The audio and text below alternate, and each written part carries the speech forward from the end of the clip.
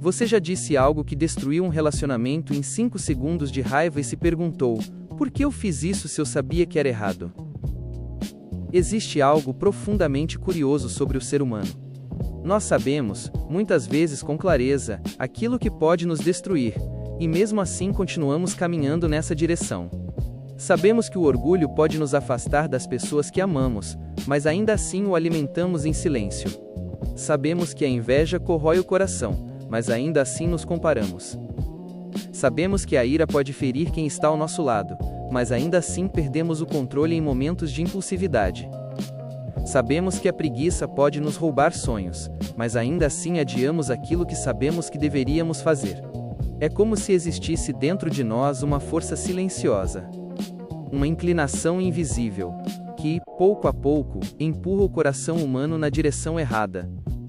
E talvez a pergunta mais importante não seja se essas forças existem. A pergunta é: por que elas parecem existir dentro de todos nós? Essa luta acompanha o ser humano desde o início da história. Muito antes da psicologia moderna tentar compreender os conflitos da mente, muito antes da ciência estudar o comportamento humano, filósofos, sábios e mestres espirituais já observavam algo profundamente inquietante. O maior campo de batalha da vida humana não está fora de nós. Ele está dentro de nós. Nos Evangelhos, Jesus faz uma afirmação surpreendentemente honesta sobre a natureza humana. Ele diz que aquilo que realmente contamina a vida de uma pessoa não vem de fora. Vem do coração, porque é do coração humano que nascem muitas das atitudes que destroem relacionamentos, corrompem decisões e desviam o rumo de uma vida. Ao longo da história, pensadores tentaram compreender por que o coração humano parece tão inclinado ao erro. Entre esses observadores estavam monges do início do cristianismo que passaram anos observando não apenas o mundo, mas principalmente a própria mente. E eles perceberam algo curioso. Muitos dos grandes problemas da vida pareciam nascer sempre das mesmas raízes. Com o tempo, essas raízes receberam um nome que atravessou séculos. Um nome que talvez você já tenha ouvido antes. Os 7 pecados capitais. Orgulho, avareza, luxúria, ira, gula, inveja, preguiça. Essas palavras podem soar antigas. Talvez até pareçam conceitos distantes de uma sociedade moderna. Mas a verdade é que os comportamentos que elas descrevem continuam extremamente presentes na vida humana. O orgulho ainda destrói relacionamentos. A inveja ainda corrói amizades. A ira ainda separa famílias. A avareza ainda transforma dinheiro em um falso Deus. A preguiça ainda rouba sonhos antes mesmo que eles tenham a chance de nascer. E talvez o ponto mais importante seja este: essas forças não vivem apenas no mundo. Elas vivem dentro de cada um de nós. E é exatamente por isso que esta série existe.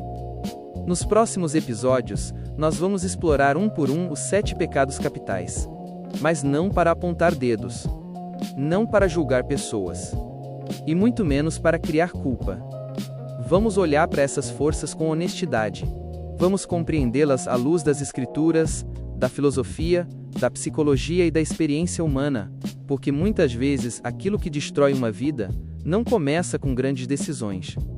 Começa com pequenos pensamentos, pequenas emoções, pequenas inclinações do coração. E quanto mais cedo aprendemos a reconhecer essas forças, maiores são as chances de não sermos governados por elas. Então, se você deseja compreender melhor o coração humano, inclusive o seu próprio, inscreva-se no canal e acompanhe esta jornada, porque nos próximos episódios vamos explorar cada um desses 7 caminhos que, silenciosamente, podem desviar uma vida inteira. Mas antes de falar sobre cada um deles, precisamos entender algo ainda mais profundo. Por que o ser humano, mesmo sabendo o que é certo, ainda assim parece inclinado ao erro? E é exatamente sobre isso que vamos falar agora. Existe um paradoxo curioso na natureza humana. O ser humano é capaz de criar coisas extraordinárias.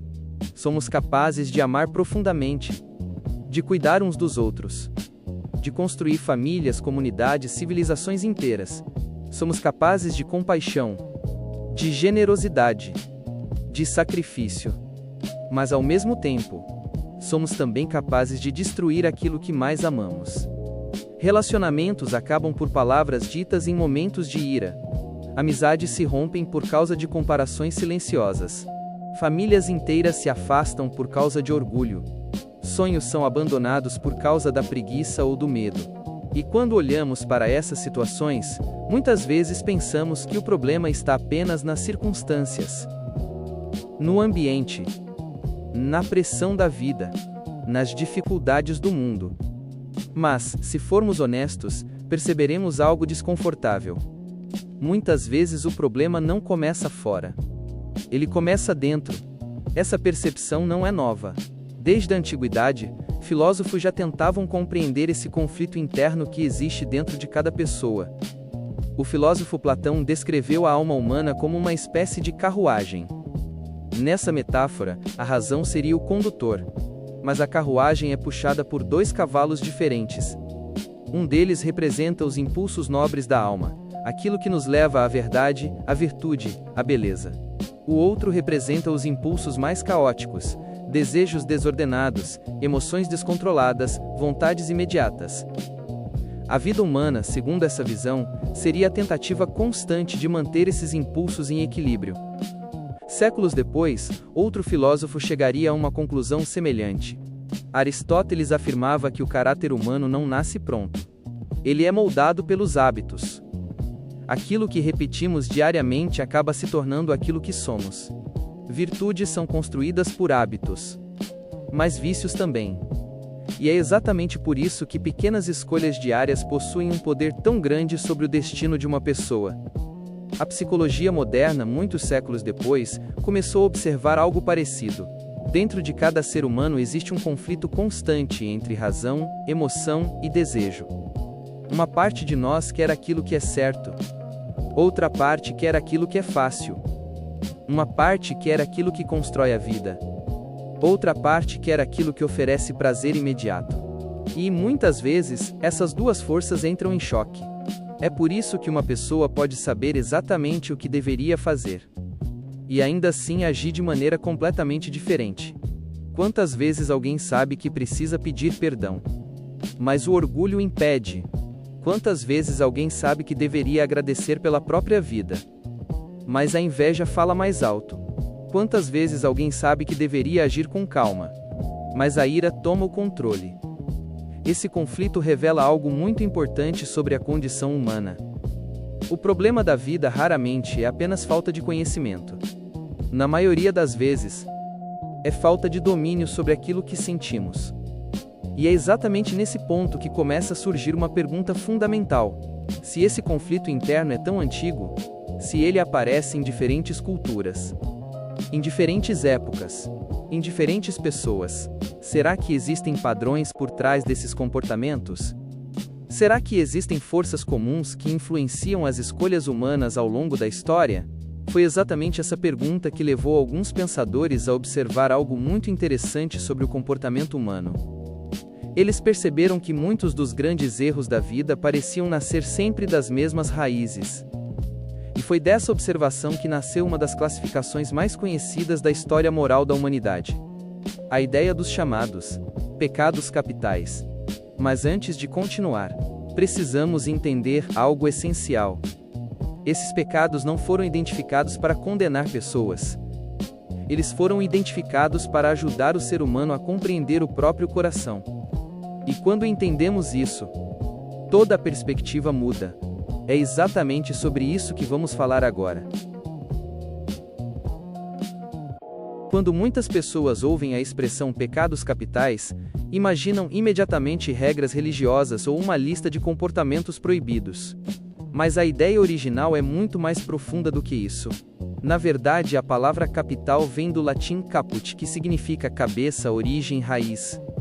Ou seja, os pecados capitais não são chamados assim porque seriam simplesmente os piores pecados. Eles recebem esse nome porque são considerados a fonte de muitos outros comportamentos destrutivos, como se fossem as raízes invisíveis de onde brotam inúmeros erros humanos. Imagine uma árvore. Quando vemos os galhos secos, as folhas caindo ou os frutos estragados, pode parecer que o problema está naquilo que aparece. Mas muitas vezes o verdadeiro problema está escondido debaixo da terra. Nas raízes. Os antigos pensadores espirituais acreditavam que algo semelhante acontece na vida humana. Muitos comportamentos negativos que aparecem na superfície, mentiras, traições, conflitos, injustiças, na verdade são frutos de raízes emocionais mais profundas. E foi justamente tentando compreender essas raízes que alguns monges do início do cristianismo começaram a observar atentamente o funcionamento da mente humana. Um dos mais conhecidos foi o monge Evagrio Póntico. Vivendo no deserto no século IV, ele dedicou sua vida à observação do pensamento humano. Ao refletir sobre os padrões que apareciam repetidamente na mente das pessoas, ele percebeu algo curioso. Muitos dos conflitos internos pareciam surgir de certos impulsos recorrentes. Com o tempo, esses impulsos começaram a ser organizados e estudados. Mais tarde, pensadores cristãos aprofundaram essa análise. Entre eles estava o teólogo medieval Tomás de Aquino, que ajudou a consolidar a estrutura dos 7 pecados capitais como ela ficou conhecida ao longo da história. Mas o ponto mais importante não era criar uma lista de acusações contra o ser humano. O objetivo era outro. Era ajudar as pessoas a enxergarem algo que muitas vezes permanece oculto. Os padrões invisíveis que governam o coração. Porque quando um impulso permanece escondido dentro de nós, ele passa a influenciar nossas decisões sem que percebamos. Por exemplo, uma pessoa dominada pelo orgulho raramente percebe o próprio orgulho. Ela acredita apenas que está defendendo sua posição. Uma pessoa dominada pela inveja raramente admite esse sentimento. Ela acredita apenas que está sendo injustiçada. Uma pessoa dominada pela ira acredita que está apenas reagindo às circunstâncias. E uma pessoa dominada pela preguiça muitas vezes acredita que apenas precisa de mais motivação. Mas, aos poucos, esses impulsos começam a moldar o caráter. E o caráter começa a moldar as escolhas. E as escolhas, repetidas ao longo do tempo, começam a moldar o destino. Esse é um dos aspectos mais silenciosos da vida humana. As grandes tragédias raramente começam de maneira dramática. Elas começam em pensamentos aparentemente pequenos. Um ressentimento que não foi tratado. Uma comparação que se transformou em inveja. Um orgulho que impediu um pedido de perdão. Uma preguiça que adiou um sonho até que ele desaparecesse. E quando percebemos, anos já se passaram. Por isso, os antigos sábios insistiam em algo muito importante. Quem deseja viver com sabedoria precisa aprender a observar o próprio coração. Porque aquilo que governa o coração, inevitavelmente governa a vida. Mas existe algo ainda mais surpreendente nessa história. Esses 7 pecados não foram identificados apenas como fraquezas humanas. Eles também revelam algo ainda mais profundo. Eles mostram que muitas vezes o maior inimigo de uma pessoa não está fora dela. Ele está dentro. E é exatamente nesse ponto que começamos a entrar em uma das reflexões mais importantes desta série. Porque muitas vezes lutamos contra problemas externos, sem perceber que estamos sendo guiados por inimigos invisíveis dentro de nós. E é sobre esse inimigo silencioso que vamos falar agora. Existe algo curioso na forma como a maioria das pessoas encara os problemas da vida. Quase sempre acreditamos que os grandes obstáculos estão fora de nós. No trabalho difícil, na falta de oportunidades, nas injustiças do mundo, nas atitudes de outras pessoas. E, de fato, o mundo pode ser duro. A vida pode ser injusta. As circunstâncias podem ser difíceis. Mas existe uma verdade silenciosa que muitos pensadores perceberam ao longo da história. Muitas vezes os maiores inimigos de uma pessoa não estão fora dela. Eles estão dentro. E o mais curioso é que esses inimigos raramente aparecem de forma dramática. Eles não chegam anunciando destruição. Eles chegam disfarçados. O orgulho, por exemplo, raramente se apresenta como orgulho. Ele se apresenta como a sensação de estar sempre certo. A inveja raramente se apresenta como inveja. Ela se apresenta como a sensação de que a vida foi mais generosa com os outros do que conosco. A ira raramente se apresenta como destruição. Ela se apresenta como uma reação aparentemente justificada. E a preguiça raramente se apresenta como abandono da vida. Ela se apresenta como adiamento. Amanhã eu começo. Amanhã eu mudo. Amanhã eu tento de novo. E assim, pouco a pouco, esses sentimentos aparentemente pequenos começam a ocupar espaço dentro da mente. No começo parecem inofensivos, mas com o tempo, eles começam a moldar a forma como vemos o mundo. E quando a forma de ver o mundo muda, as decisões começam a mudar também. O filósofo Aristóteles observou algo muito profundo sobre a natureza humana. Ele dizia que nos tornamos aquilo que repetidamente fazemos. Ou seja, não são apenas as grandes decisões que constroem uma vida. São os hábitos. E hábitos começam com pequenas escolhas internas. Um pensamento que escolhemos alimentar. Uma emoção que escolhemos justificar. Uma atitude que escolhemos repetir. Com o tempo, esses pequenos movimentos internos começam a construir algo maior. Eles constroem o caráter. E o caráter silenciosamente começa a construir o destino. Essa talvez seja uma das verdades mais desconfortáveis da vida, porque é muito mais fácil acreditar que os problemas da vida estão sempre fora de nós. Mas quando começamos a olhar para dentro, descobrimos algo que pode ser ao mesmo tempo assustador e libertador. Assustador porque percebemos que carregamos dentro de nós tendências que podem nos afastar do melhor caminho. Mas libertador porque, se o problema começa dentro, a transformação também pode começar dentro. E é exatamente nesse ponto que essa jornada se torna verdadeiramente importante, porque reconhecer a existência dessas forças não é um motivo para desespero. Na verdade, é o primeiro passo para a liberdade. Mas existe um momento específico na vida de toda pessoa em que essa percepção finalmente acontece. Um momento em que o ser humano para de olhar apenas para o mundo e começa a olhar para o próprio coração. E quando isso acontece, tudo começa a mudar. É exatamente sobre esse momento que vamos falar agora. Existe um momento muito particular no processo de amadurecimento humano. Um momento silencioso, mas profundamente transformador. É o momento em que a pessoa percebe que não pode mais atribuir todos os problemas da própria vida apenas ao mundo ao redor. Durante muito tempo, é natural que tentemos explicar nossos erros olhando para fora. Culpamos as circunstâncias. Culpamos outras pessoas. Culpamos o passado. Culpamos as oportunidades que não tivemos. E, em muitos casos, essas coisas realmente influenciam a vida. Mas chega um momento em que uma pergunta inevitável começa a surgir dentro da consciência. Qual é a minha parte nisso tudo? Essa é uma pergunta desconfortável, porque ela exige honestidade. Ela exige coragem. Ela exige que a pessoa pare de se esconder atrás das explicações fáceis. Mas ao mesmo tempo, é exatamente essa pergunta que abre a porta para a verdadeira transformação. Nos textos bíblicos existe uma reflexão muito profunda sobre essa realidade. Em um momento de oração, o rei Davi faz um pedido surpreendente. Ele não pede riqueza. Ele não pede poder. Ele não pede vitória sobre seus inimigos. Ele faz um pedido muito mais íntimo.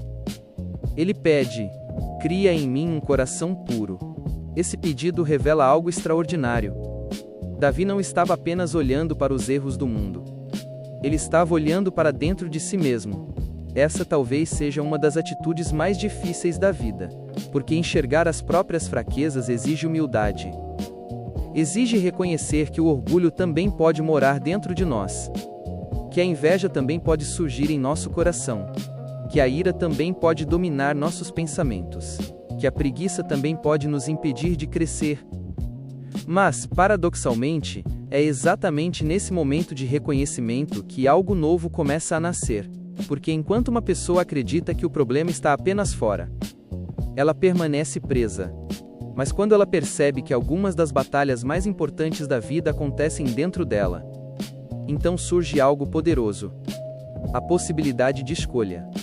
A partir desse momento, o ser humano deixa de ser apenas alguém que reage ao mundo. Ele passa a ser alguém que pode governar a própria vida. Esse é o ponto em que muitos pensadores ao longo da história começam a falar sobre virtude. Virtude não significa perfeição. Significa direção. Significa escolher conscientemente alimentar aquilo que constrói a vida, em vez daquilo que a destrói. E isso nos leva a uma das ideias mais importantes de toda essa série. Os antigos pensadores não apenas identificaram os 7 pecados capitais, e os também perceberam algo profundamente esperançoso. Cada uma dessas fraquezas humanas possui uma virtude capaz de equilibrá-la. Onde existe orgulho pode nascer humildade. Onde existe inveja pode nascer gratidão. Onde existe ira pode nascer domínio próprio. Onde existe avareza pode nascer generosidade. Ou seja, as mesmas forças que podem destruir uma vida também revelam o caminho para transformá-la. E é exatamente por isso que entender essas forças se torna algo tão importante, porque aquilo que não é compreendido dentro de nós acaba nos governando sem que percebamos. Mas aquilo que é trazido para a consciência pode finalmente ser transformado. E é exatamente sobre esse caminho de transformação que vamos falar agora. Quando os antigos pensadores cristãos começaram a estudar aquilo que hoje chamamos de pecados capitais, o objetivo deles não era criar uma lista de acusações contra a humanidade. Eles estavam tentando responder a uma pergunta muito mais importante. Se existem forças que podem desviar a vida humana, existe também um caminho para transformá-la? E a resposta que eles encontraram foi surpreendentemente esperançosa, porque ao observar o comportamento humano, eles perceberam algo fundamental. Cada vício possui um contraponto. Cada inclinação negativa possui uma virtude capaz de equilibrá-la. Em outras palavras, as mesmas forças que podem destruir uma vida também revelam o caminho para reconstruí-la. Onde existe orgulho pode nascer humildade. Onde existe inveja pode nascer gratidão. Onde existe ira pode nascer domínio próprio. Onde existe avareza pode nascer generosidade. Onde existe preguiça pode nascer disciplina.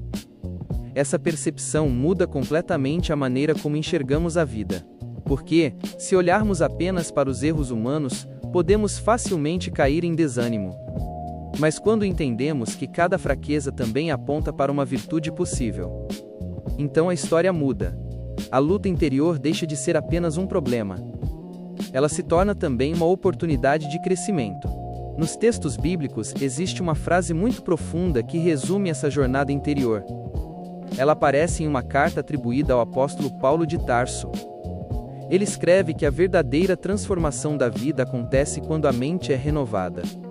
Essa ideia é poderosa, porque ela sugere que a mudança mais profunda da vida não começa nas circunstâncias externas. Ela começa na forma como o ser humano pensa, percebe e escolhe. A transformação começa quando a pessoa aprende a observar aquilo que acontece dentro dela, quando ela começa a perceber os pensamentos que surgem, as emoções que aparecem, os impulsos que tentam conduzir suas decisões. Esse processo exige atenção, exige consciência, exige disciplina, mas, acima de tudo, exige algo muito importante: honestidade consigo mesmo, porque ninguém consegue transformar aquilo que se recusa a enxergar. Mas quando uma pessoa começa a observar o próprio coração com sinceridade, algo extraordinário acontece. Ela começa a recuperar o controle sobre a própria vida. Pouco a pouco, ela aprende que não precisa ser governada por cada impulso que surge dentro dela. Ela aprende que pode escolher. Escolher a humildade em vez do orgulho. Escolher a gratidão em vez da inveja. Escolher a paciência em vez da ira. Escolher o esforço em vez da preguiça.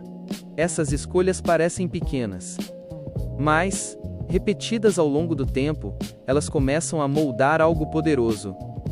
Elas começam a moldar o caráter. E o caráter, silenciosamente, começa a moldar o destino. Talvez seja por isso que muitos sábios ao longo da história insistiram em uma mesma ideia.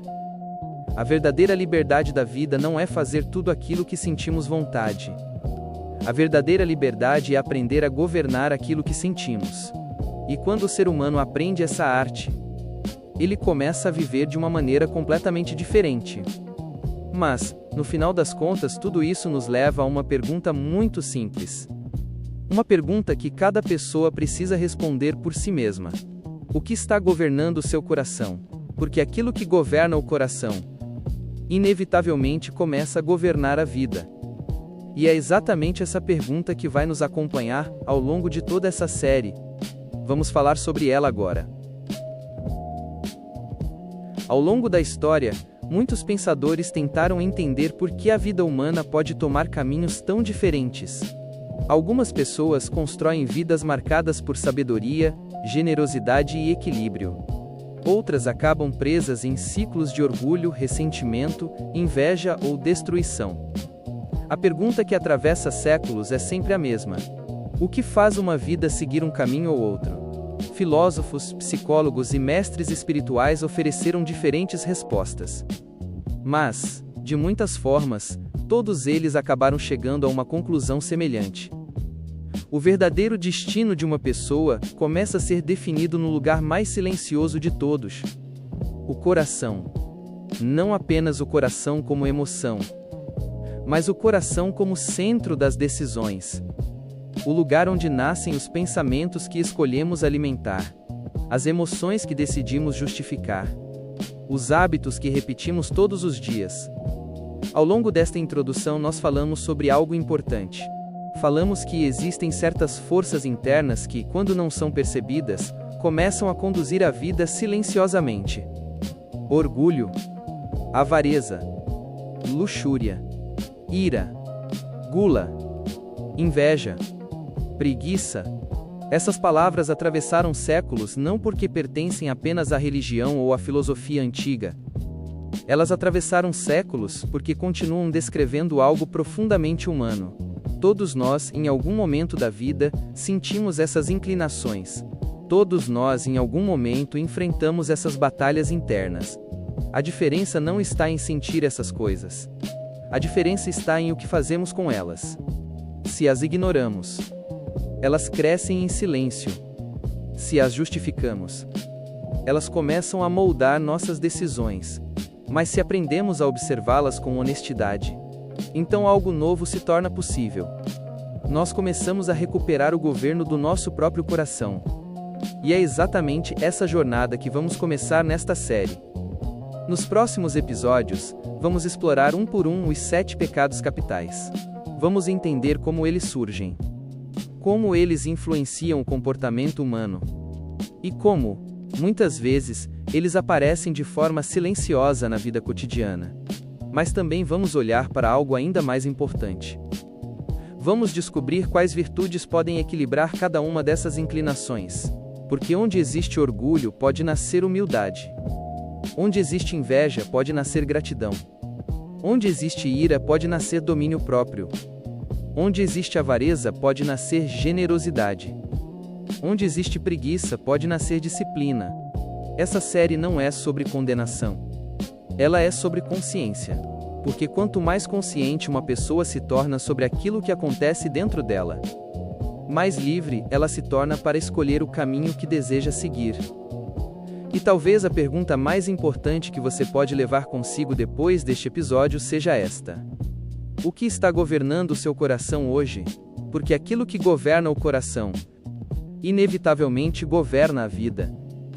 Se você deseja continuar essa jornada de reflexão e crescimento, inscreva-se no canal. Nos próximos episódios vamos explorar, um por um, os 7 pecados capitais, e entender por que essas forças continuam influenciando a vida humana até hoje. E no próximo episódio nós vamos começar pelo primeiro deles, um pecado que, segundo muitos pensadores ao longo da história, é a raiz de quase todos os outros: o orgulho. Nos vemos no próximo vídeo.